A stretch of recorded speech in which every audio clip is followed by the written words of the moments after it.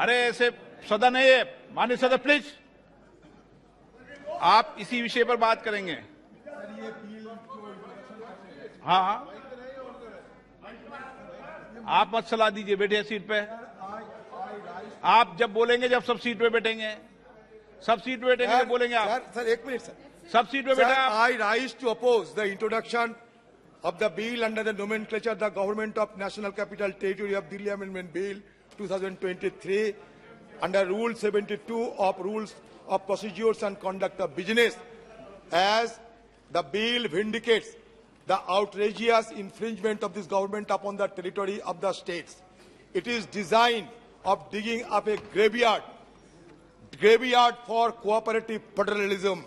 Sir, ये विधायक निर्वाचित दिल्ली विधानसभा से सेवाओं से संबंधित मामलों को कानून बनाने की शक्ति को वापस ले लेता है। बड़े संक्षेप में 4 बिंदु पे बात करना चाहते हैं। संविधान की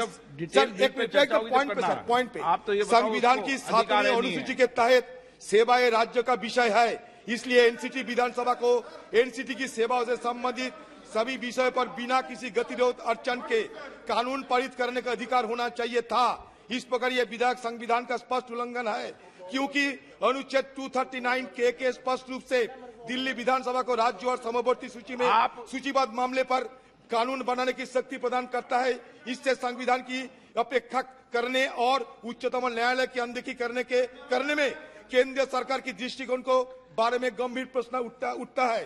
इस विधायक का उद्देश्य उच्चतम न्यायालय की फैसले से ज्यादा स्थापित दिल्ली सरकार के अधिकार और उसकी स्वतंत्रता को कम करने का है। उच्चतम न्यायालय के फैसले को बदलने की कोशिश कर और दिल्ली सरकार के मामले में हस्तक्षेप कर केंद्र सरकार संघवाद के सर, आई राइज टू आप बोलना, जब बिल पे डिबेट हो तो आप जितनी देर कहेंगे आपको पर्याप्त मौका देंगे। आप अभी विषय क्या है कि विधायी पावर है नहीं, ये विषय है ना, आप विद्वान है ना। हाँ बोले आप, हाँ बोलने का जब इच्छा तो भी नहीं बोलने का मौका मिलेगा। आपको पर्याप्त, ये क्या बात है सर? बोलेंगे सर। ये 4 बिंदु पे सर, एक बिंदु आप पता नहीं, आप माइक दिया माइक चालू है आपका? नहीं, ये तो अभी चालू किया सर, दोबारा पढ़ना पड़ता है। आदत मत बनाओगे। इस विधायक का उद्देश्य उच्चतम न्यायालय की फैसले से जता स्थापित दिल्ली सरकार के अधिकार और उसकी स्वतंत्रता को कम करना है। उच्चतम न्यायालय की फैसले को बदलने की कोशिश कर और दिल्ली सरकार के मामलों में हस्तक्षेप कर केंद्र सरकार संघवाद के उस महत्व को कमजोर करना चाहती है जो हमारी मजबूत और कार्यात्मक लोकतंत्र के लिए आवश्यक है।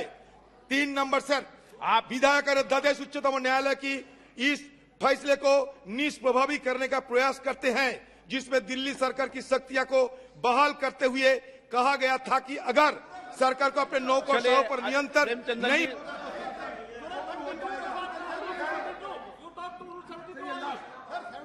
कॉम्पिटेंस के बारे में सिर्फ बोल सकते हैं सर, और कॉम्पिटेंस के बारे में नहीं बोलता है तो तुरंत कंसिडरेशन करने के लिए बोल दीजिए। हम मेरिट पर चर्चा करने के लिए हम तुरंत तैयार हैं। एन के प्रेमचंदन जी, यस, आपका विषय, आप तो इस विषय पर लास्ट सर, ये विधायक दिल्ली में उपराज्यपाल के अधिकार का विस्तार करता है। ये दिल्ली सरकार और संघ सरकार के बीच संबंधों को सरोकार में उपराज्यपाल के विवेकाधीन अधिकार का विस्तार करता है। प्रेमचंदन जी, उपराज्यपाल और मुख्यमंत्री। Thank you very much speaker sir. आप हमेशा सदन की नियम प्रक्रिया के तहत आप बोले। यस, जब एक नहीं माननीय आप नेता हैं, मैं पर्याप्त अवसर आपको पर्याप्त समय दूंगा जब बिल पर डिटेल चर्चा होगी, कोई दिक्कत नहीं। लेकिन सदन नियमों प्रक्रियाओं के तहत है, जिस विषय पर आप आपत्ति करना चाहते हैं उस विषय पर आपत्ति बोले, नियमों के तहत बोले। Sir, I vehemently oppose the Government of National Capital Territory of Delhi Amendment Bill 2023 on 3 grounds. आप तो नियम से बोलोगे ना? हम नियम से बोला है। हाँ, रूल्स की बात बोलना। रूल्स के बाद बोला है sir. Rule 72(2) of the Rules of Procedure and Conduct of Business in Lok Sabha. I am questioning the legislative competence of the government in having the legislation of the bill number 1. Sir, it is against the principles of federalism which is being envisaged by the Constitution of India. Sir, federalism is one of the basic features of Indian Constitution, an elected government in the state of Delhi, it is not having the administrative and legislative control over the bureaucrats means the government there is no meaning in having the government of Delhi. That is why I am saying that it is absolutely taking away the administrative and legislative control by the bureaucrats and the the political leadership and the elected. Sir, please, second point. क्या सुने आपकी? आप 72 के नियम में बोलो, मैं व्यवस्था दे रहा हूं आपको.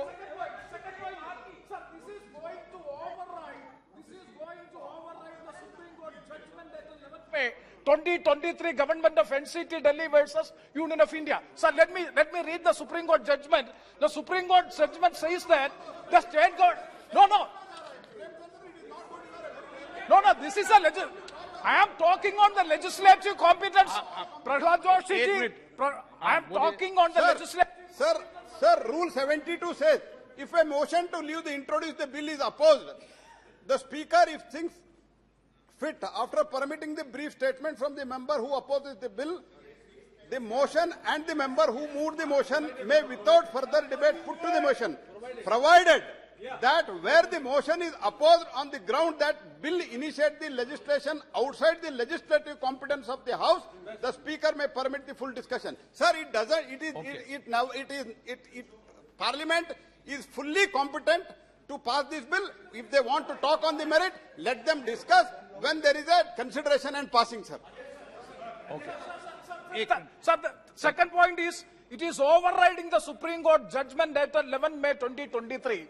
The Supreme Court judgment is very clear that Delhi state government is having absolute power, administrative as well as the legislative supremacy is with the state government of Delhi. The intent of this bill is to override the Supreme Court. Sir, the third point. Sir, the third point.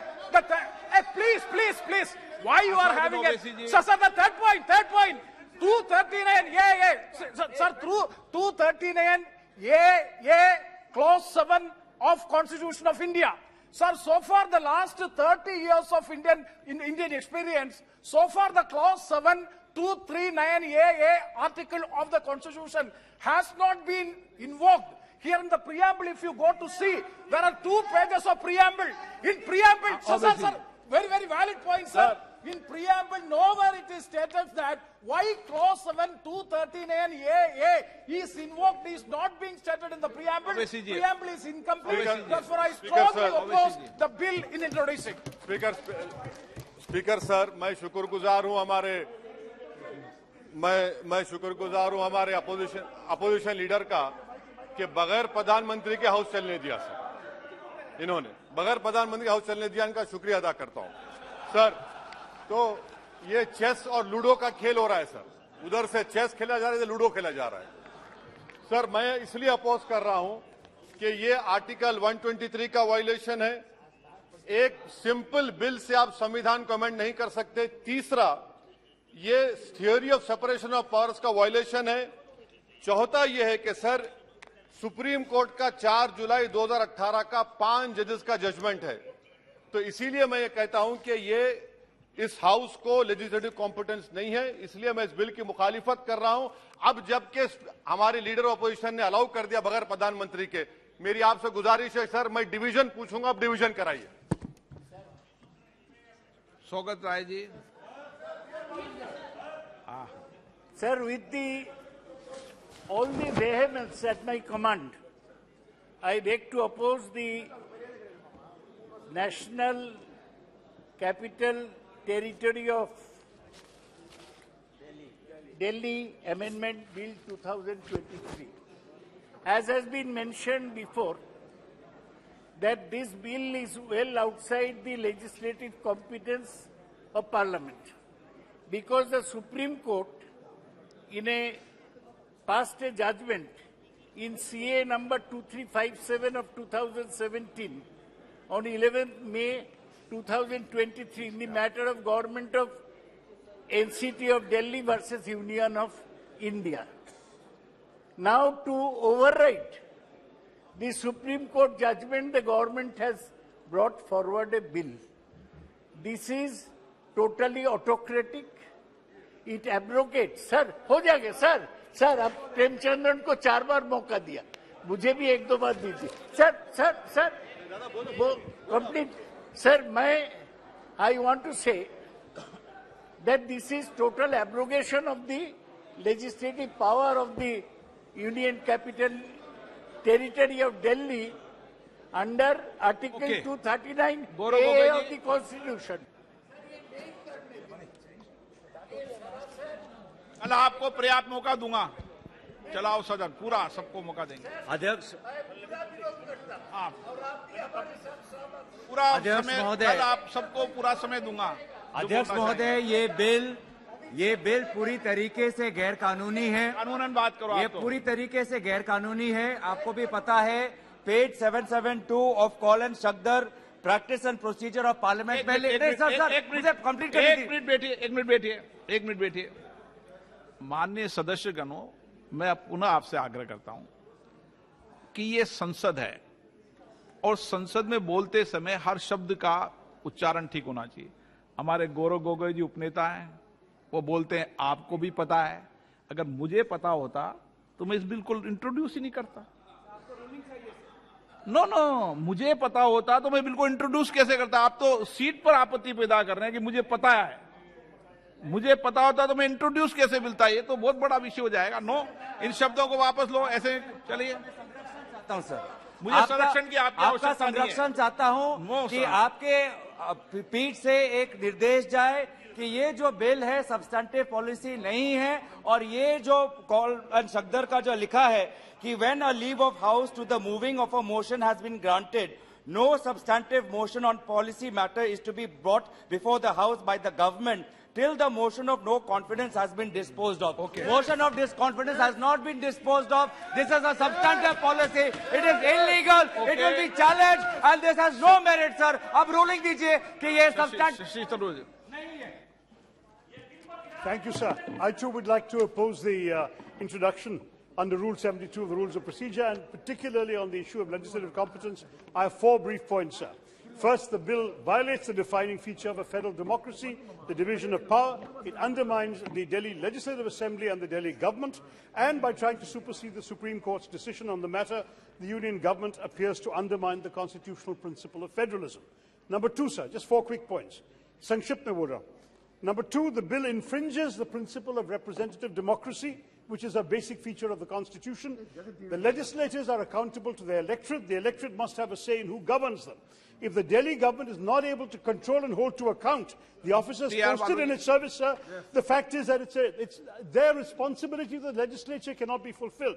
The principle of collective responsibility extends to the responsibility, sir, of the government for its own officers. Sir, you cannot give bureaucrats the authority that belongs to elect. I am before you, sir. I am before you. Sir, actually, the government is day by day going autocratic. That is what everybody feels here. Sir, ever since the first no confidence motion has brought in to this House in 1956, there is no such precedence to discuss any substantive motive before the discussion of. आप इस विषय bill pay बोलिए। Before the discussion of no confidence motion taken. Moreover, it is very much against the judiciary, which the Supreme Court has already pronounced.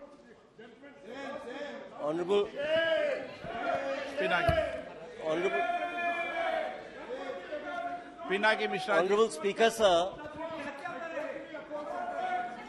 Speaker, sir, there are some very, very erudite members of Parliament here who know the law well.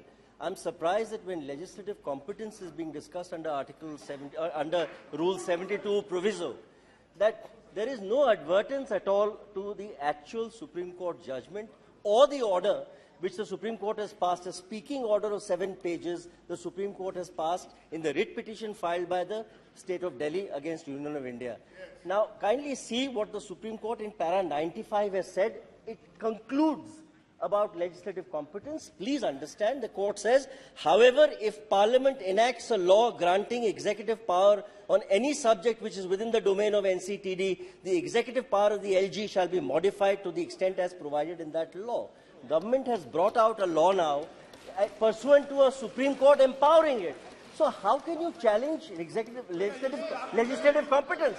How do you I can understand you vote against it. You can vote against it. You can vote no. On a point of law. On a point of law, you cannot. On a point of law, you cannot challenge this. Legislative competence is there. Okay, माननीय गृह मंत्री जी।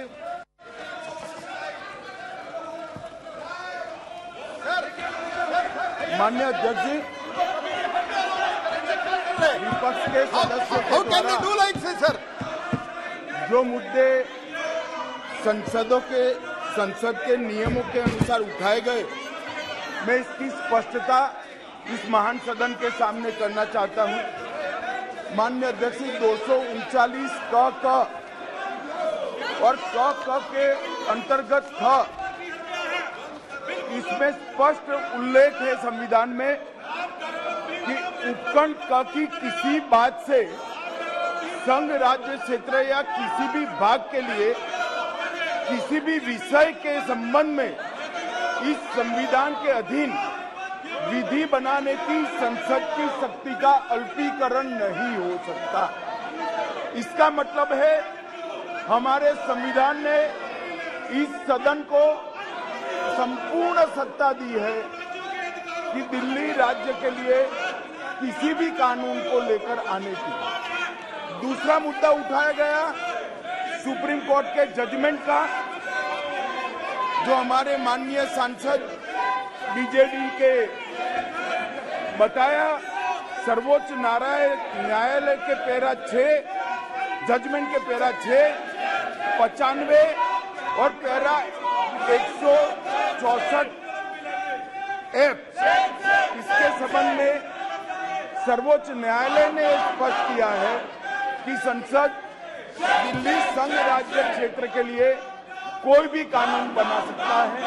अतः ये सारे जो objection लिए गए हैं वो राजनीतिक है, इसका कोई संवैधानिक आधार नहीं है। संसद के नियमों के आधार पर भी इसका कोई आधार नहीं बनता है, इसलिए इस बिल को संसद के सामने पेश करने की अनुमति दी जाए। माननीय सदस्य, मैं आपको फिर कह रहा हूं, आपको पर्याप्त मौका दिया, आपका ये व्यवहार उचित नहीं है। मैं फिर बता रहा हूं आपको, देश पूरा देख रहा है, आप संसद के अंदर इस तरीके का व्यवहार करते हैं, ये उचित नहीं है।